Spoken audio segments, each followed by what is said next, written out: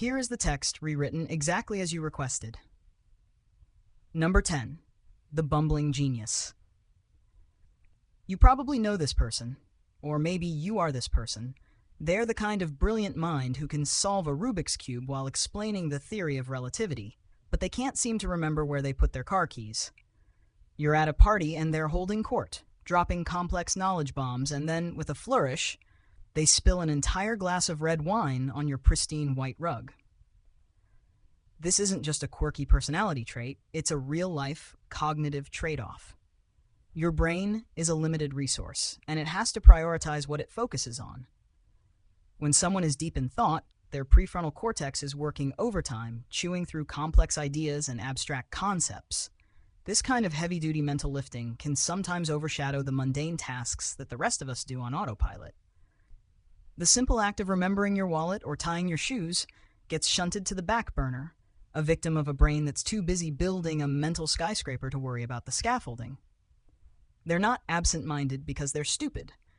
They're absent-minded because their brain is a supercomputer that's running 1,000 programs at once, and it just crashed trying to open a Word document. Number 9. The messy desk. Look, we've all been told that a clean desk is a sign of a clean mind. It's the kind of thing your mom would say while trying to find your homework under a mountain of clothes and half-eaten sandwiches. But what if the opposite is true? What if your cluttered workspace is actually a sign of genius? Studies have shown that people with messy desks are often more creative and better at problem solving. A pristine, minimalist desk might look organized, but it can also be a sterile, uninspiring environment. A messy desk, on the other hand, is a chaotic ecosystem of ideas. Each item on it, from the crumpled Post-it note to the forgotten coffee mug, is a breadcrumb leading back to a past thought or a current project. That disorganized pile of papers isn't a sign of laziness. It's a sign of a brain that's constantly jumping from one idea to another, making connections where others see only chaos. Your brain isn't a filing cabinet. It's a creative workshop, and a workshop is supposed to be messy. A messy desk is just the physical manifestation of a mind that's too busy thinking outside the box to care about putting the box away. Number 8. The late bloomer. We live in a world obsessed with early achievement. We celebrate child prodigies and push our kids to excel from the moment they can walk. But history is filled with brilliant people who didn't hit their stride until later in life. Einstein didn't get his PhD until he was 26, and he struggled to find a job afterward. Charles Darwin spent years wandering around the world on a ship, seemingly doing nothing of consequence, before he wrote On the Origin of Species. Your brain is not a computer with a single, linear processing speed. It's a complex, ever-evolving landscape. Sometimes it takes a long time for all the right neurological pathways to connect and for an idea to fully mature. A late bloomer isn't a slow learner. They're a deep learner. They're taking the time to absorb, process, and synthesize information on a profound level, rather than just memorizing facts for a test. This isn't a sprint to the finish line. It's a marathon of intellectual growth. A late bloomer isn't behind. They're just on a different timeline, waiting for all the ingredients to come together before they bake a masterpiece. Number 7. The inner monologue. You've probably been in a meeting or a class and someone asks a question that seems, to everyone else, utterly basic. Maybe they ask for a simple definition or clarification on a concept everyone else seems to grasp. You roll your eyes, thinking, this person is clearly not paying attention. But what if that simple question is the sign of a much more complex thought process? Highly intelligent people are often plagued by a persistent inner monologue. Their brains are constantly running simulations, exploring possibilities, and questioning assumptions. That seemingly simple question isn't an admission of ignorance. It's the result of their brain going down a rabbit hole of what-ifs. They're not just trying to understand the surface-level information. They're trying to understand the underlying principles, the logical gaps, and the potential for a new interpretation. They're asking the question everyone else is afraid to ask, not because they're dumb, but because they're the only ones who saw the intellectual landmine hidden in plain sight.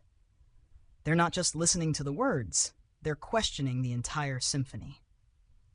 Here is the text rewritten exactly as you requested. Number 6. The daydreamer. The daydreamer has been misunderstood since the dawn of time. You're in a classroom, and while the teacher is droning on about the Peloponnesian War, your mind is miles away, designing a rocket ship or writing a symphony. From the outside, it looks like you're not paying attention, that you're bored, and that you're not as smart as the other kids who are diligently taking notes. But daydreaming, or mind-wandering, is actually a sign of a highly active and intelligent brain. When you let your mind wander, you're not just zoning out, you're engaging in what scientists call the brain's default mode network. This is a crucial network that allows you to make connections between seemingly unrelated ideas, form new memories, and engage in creative problem solving. It's the mental equivalent of giving your brain a free-range chicken coop to play in. The daydreamer isn't ignoring the world, they're building a better one inside their head. They're taking the abstract information from the outside world and running it through their own unique mental filter, creating new ideas and new solutions. A daydreamer isn't just staring out the window, they're painting a masterpiece with their mind. Number 5. The I don't know. In a world that celebrates quick answers and confident assertions, the phrase I don't know has become a dirty word. We're taught to fake it till we make it, to confidently bluster our way through conversations even when we have no idea what we're talking about. But the truly intelligent person isn't afraid to admit they don't have all the answers. The Dunning-Kruger effect, a cognitive bias where people with low ability in a certain area overestimate their competence, is the reason for this. The less you know, the more confident you are that you know everything. The truly intelligent person, on the other hand, understands the vastness of their own ignorance. They're aware that the more you learn, the more you realize how much there is to know. Admitting, I don't know, isn't a sign of weakness. It's a sign of intellectual humility and a hunger for knowledge. It's the starting point for all real learning and discovery. It takes a certain kind of confidence to say those 3 words, a confidence that comes not from a know-it-all ego, but from a genuine desire to be right, not just to sound right. Number 4, the awkward loner. You're at a social gathering and you spot them in the corner. They're not mingling, not laughing at the jokes, and they seem to be more interested in the intricate pattern on the carpet than the people around them. We've been conditioned to believe that social butterfly status is a sign of intelligence and success. The person who can work a room, remember everyone's name, and tell the perfect story is often lauded as brilliant. But what if the opposite is true? Social awkwardness can sometimes be a byproduct of a highly developed inner world.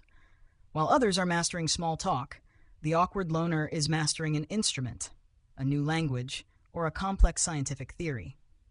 Their brain's processing power is being dedicated to a world of ideas, not a world of social cues and niceties. They're not antisocial, they're just on a different social wavelength. Their brain is a radio that's tuned to a classical music station while everyone else is listening to pop. They might not be able to remember your sister's boyfriend's name, but they can probably remember the entire periodic table. They're not rude, they're just intellectually preoccupied. Number 3, the devil's advocate.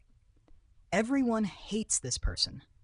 They're the one who, no matter what the group agrees on, always has to poke holes in the argument. You're trying to plan a pizza party, and everyone agrees on pepperoni, and then they pipe up with, but what if someone is a vegetarian? What if they have a gluten allergy? What if the pizza place burns down? We see this as annoying, as someone who is just trying to be difficult. But this is a sign of a highly critical and creative mind. They aren't just trying to be a contrarian, they're trying to stress test an idea. They're trying to see if it can withstand a barrage of potential problems. They're acting as a human firewall, trying to find all the weaknesses before the idea is fully implemented. This kind of thinking is crucial for innovation and problem solving. It's what prevents us from making terrible mistakes. The devil's advocate isn't a pessimist. They're a realist who is trying to make sure that the pizza party doesn't end in disaster. They're not trying to ruin the fun. They're trying to make sure the fun is foolproof. Here is the text rewritten exactly as you requested. Number 2, the slow talker. In our fast-paced world, we've come to equate quick speech with quick thinking. The person who can rattle off facts and figures at a machine gun pace is seen as a genius.